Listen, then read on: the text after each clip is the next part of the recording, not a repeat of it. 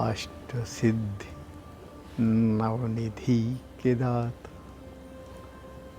अस्वर दीन जानकी माता।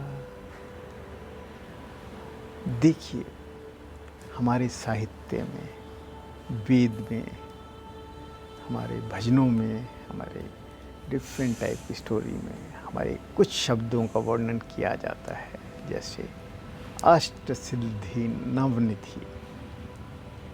क्या हमने कभी इसकी गहराई में जाने का प्रयत्न किया है?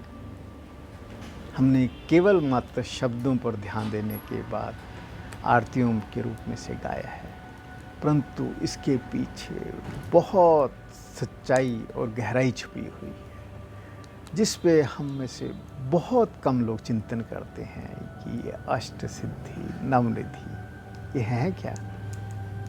वास्तविक रूप से अगर हम पूरी दिशा से वेदों को खंगालें, पतंजलि जी के साहित्य को पढ़ें, तो हमें ज्ञात होता है कि ये अष्ट सिद्धि नवनिधि और रिद्धियाँ सिद्धियाँ ये सारी हमारे एक ह्यूमन माइंड की, एक मनुष्य के मस्तिष्क की ही शक्तियाँ हैं, और जिसको हर मनुष्य उजागर कर सकता है।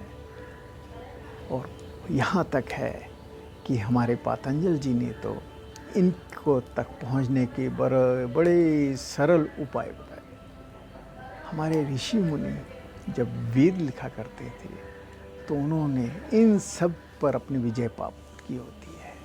वो सब इन सिद्धियों के द्वारा ही बहुत गहराई तक जाते थे, और इतनी गहराई तक उन्होंने वेदों का ज्ञान दे दिया जिसकी हम कल्पना भी नहीं कर सकते। हम भारतीय लोग, जब हमारे पास इतना ज्ञान उपलब्ध है, इतना कुछ उपलब्ध है, तो हम खाली बाहरी वातावरण में अपने आप को डेवलप करने की कोशिश क्यों करते हैं, जबकि हमारे अंदर अथाह ज्ञान, अथाह शक्तियाँ भरी हुई। अब हम केवल मात्र अगर हम अष्ट सिद्धि को ले लें, उसमें सबसे पहली सिद्धि है अणिमायनम, कि हमने बहुत सूक्ष्मता से हर चीज़ का अध्ययन करना है। और वो अध्ययन होता है, सबसे पहले हम अपने अंदर की जो सूक्ष्म से सूक्ष्म स्थान है वहाँ पर चले जाएं। और सूक्ष्मता किस में होती है? एक तो कहते हैं कण कण में, वहाँ तक एक एक कण का जब हमें ज्ञान प्राप्त होता है तो हम उसकी और गहराई में जाना शुरू कर देते हैं। और इसी प्रकार समय को जब देखते हैं तो क्षण क्षण, एक एक पल को हम जब बहुत गहराई से देखना शुरू करते हैं तो हम उस पर भी विजय प्राप्त कर लेते हैं। तो इसको कहते हैं टाइम एंड स्पेस, देश और काल पे हमारी विजय। जब हम इतनी गहराई में जाते हैं तो हमें संसार के हर तरफ के जितने भी कार्य हो रहे हैं उसका ज्ञान अपने आप आना शुरू हो जाता है। और पतंजलि जी ने तो इन तक पहुंचने के बहुत सरल उपाय बताए हैं। नंबर एक, प्योरिटी ऑफ माइंड तो सबसे पहले आता है, क्योंकि अगर हमारा दिमाग दूषित होगा तो हम ये अंदर की यात्रा करने में असमर्थ होते हैं। पतंजलि जी ने कहा है कि आप बड़े सरलता से मूलबंध लगाइए, और मूलबंध लगाने के बाद उसके केंद्रीय बिंदु पर उसके सेंट्रल पार्ट को आइसोलेट कीजिए, और जिस समय वो आपके मस्तिष्क में सेंटर पॉइंट आ जाए तो उसकी गहराई में जाने की कोशिश कीजिए। हम जितनी उसकी गहराई में जाते जाएंगे उतने हमारे अंदर एनर्जी डेवलप होती रहेगी, उतना हमारे अंदर शक्ति बढ़ती रहेगी। ये मस्तिष्क की एक बहुत उत्तम देन है कि हम बहुत गहराई तक मस्तिष्क से सोच सकते हैं, और जितनी गहराई में हम सोचते हैं, चाहे वो शरीर के अंदर है चाहे बाहर है, वहाँ शक्ति उत्पन्न होनी शुरू हो जाती है।